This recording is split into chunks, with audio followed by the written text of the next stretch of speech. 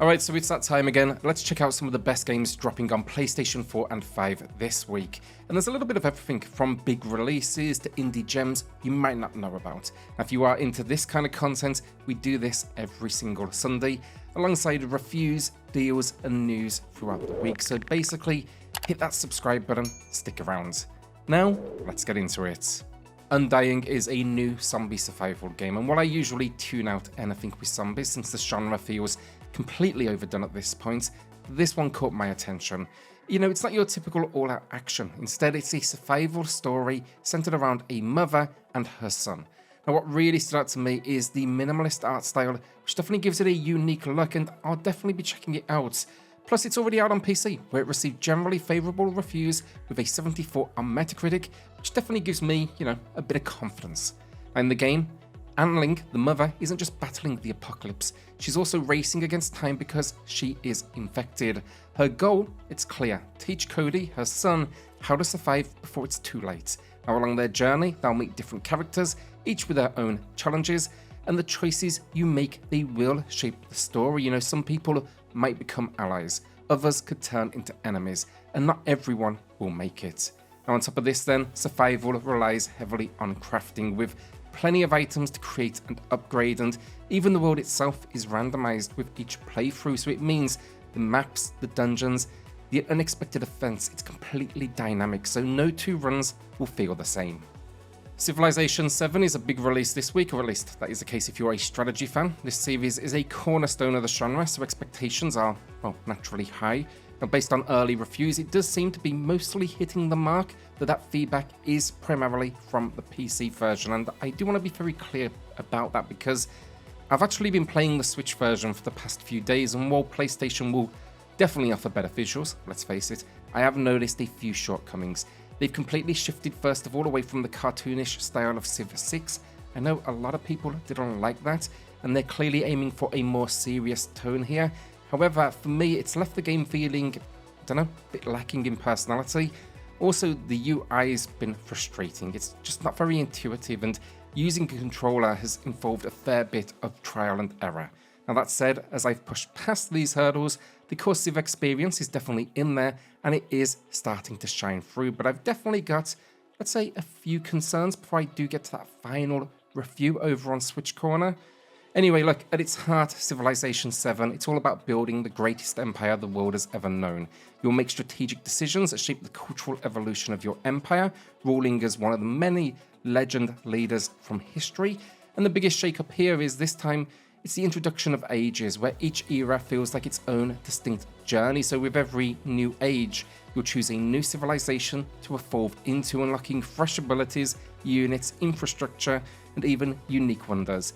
Definitely a bold shift for the series, aiming to keep each stage of your empire's growth feeling, a little bit different. Recall Empty Wishes looks like an interesting indie release this week. It's a bit of an unusual one, honestly.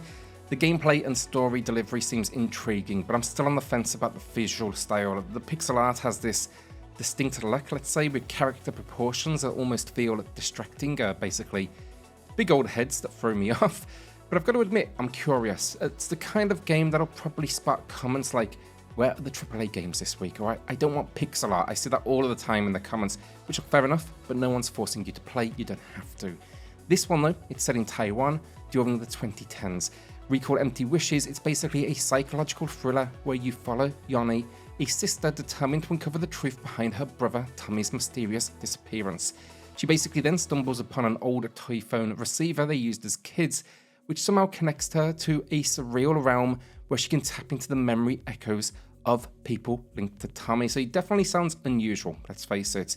But yeah, expect here though to be reliving memories, uncovering deep secrets and hidden desires, and yeah, a 2D side-scrolling adventure where you interact with this world, collect items, make pivotal choices. It could be really interesting, and I'll definitely be taking a look. Urban Myth Dissolution Center is another indie that's caught my eye this week.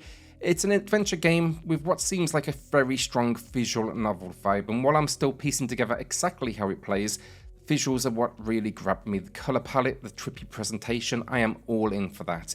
Now, I'll be picking this one up on Switch because honestly it feels like the perfect fit for handheld play, but I will say this, it's out on PC already and it sits at a solid 78 on Metacritic.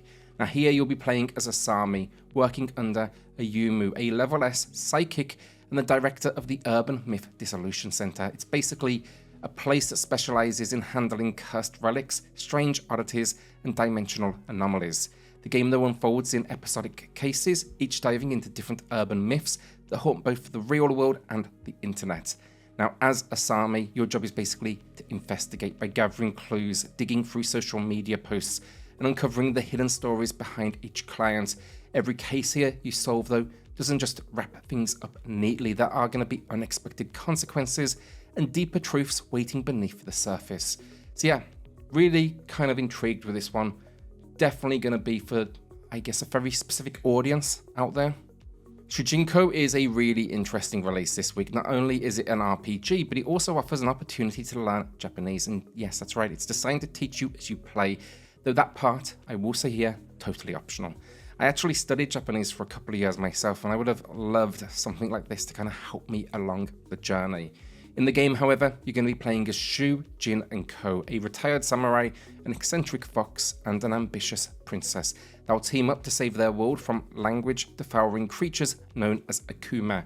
It's basically a dungeon-crawling JRPG with all of the usual staples, skills to master, items to collect, equipment to forge, plus cooking, fishing, quests, minigames, you name it, it's probably packed in here. And the game actually promises a pretty lengthy journey, an 80-hour story, but with over 200 hours of total content. Now look, if you are interested then in the Japanese side of this game, it includes thousands of words, phrases and grammar points spanning from beginner JLPT N5 to advanced, that is N1 levels. But if that is not your thing again, you can still enjoy the full experience without diving into the language learning. The final note on this one then, look, there is a demo available. I'd probably suggest you check that out first, see if it's going to be for you. Tiny Terry's Turbo Trip is a game I'm genuinely excited about because, well, it's simple. I've actually played it on PC and it is a blast. I want a bigger audience for it. And it does seem like most critics agree too, with an 82 rating. I just love the overall vibe. It's cozy, it's packed with humour. There's something really charming about exploring this kind of smaller town, platforming around, meeting quirky locals, and solving, I guess, little puzzles. I just think it's really well deserved that it's getting this console release. But yeah, in this one, you're going to be stepping into the flip-flops of Terry in this short adventure of self-discovery as he figures out what it really means to be a part of Spranklewater.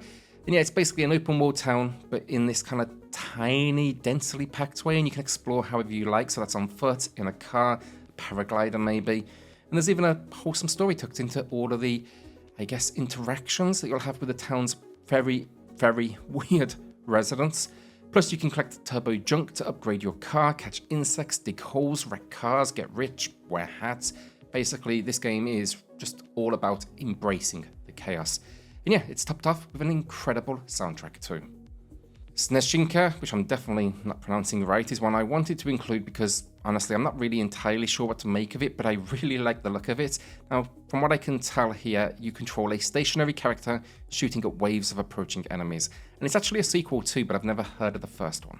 That said though, this is already out on Steam and the reviews are incredible. Overwhelmingly positive with more than 1,700 reviews, so yeah, definitely caught my attention. Now the pixel art then for this one, lovely.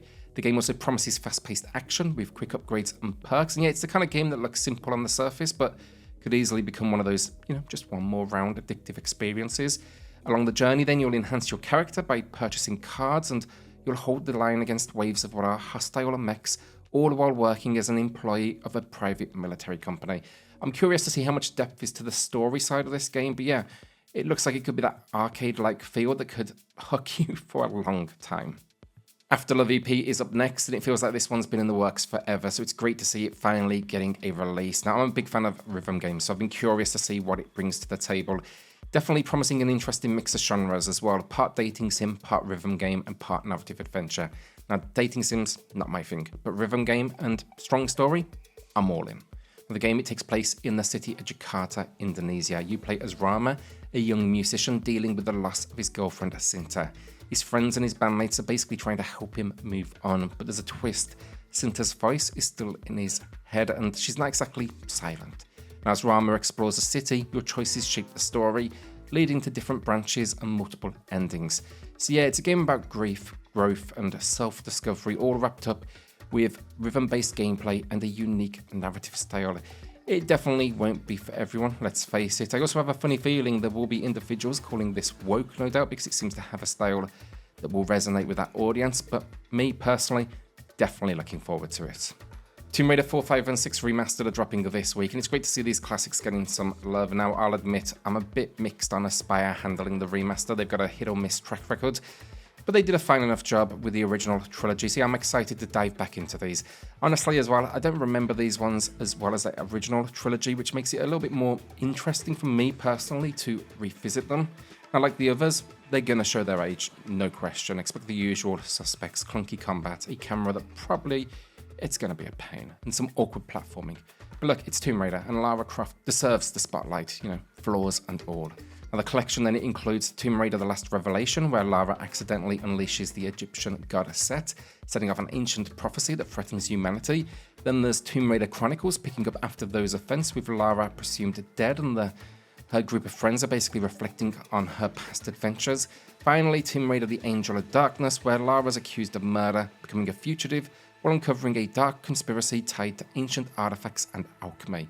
Finally then, with these ones, you can switch between the classic visuals and the remastered visuals anytime. I think that's a nice trip, and yeah, I think most of all, it's a nostalgic trip, this one, with a fresh coat of paint. The Legend of Heroes Trails Through Daybreak 2 finally drops this week, and as a massive fan of the series, I am beyond excited. Up until now, I've actually been playing the series on Nintendo Switch, but I'm making the jump to PlayStation for this one. I actually got some hands-on time at a NIS event in London, and the visual difference between platforms is huge. So yeah, finally decided it is time to switch. Gameplay-wise though, from what I've experienced so far, and yes, I'm playing it already, it's incredibly well done as always. They've introduced an interesting time-jumping mechanic that adds a new layer to the strategy, which I'm really enjoying. Then in this one, you'll be returning to the Republic to unravel the mystery of a Crimson Beast. Basically, there's a series of murders that kick off the story, and that kind of sets events into motion. So you'll be once again stepping into this world, trying to, I guess, navigate the chaos, shall we say. The big question really though is who's behind the murders and what is their ultimate goal. So yeah, time itself becomes key to uncovering the truth hidden in the world. And that's 10 games dropping this week on PlayStation, and we have plenty of heavy hitters still due to arrive in the month of February, so do watch out for this video every single Sunday. And will you be picking anything up? Let me know in the comments. And with that, hit subscribe, join us here for PlayStation deals, reviews, news and lists weekly, and I'll see you all on the next one. Cheers all.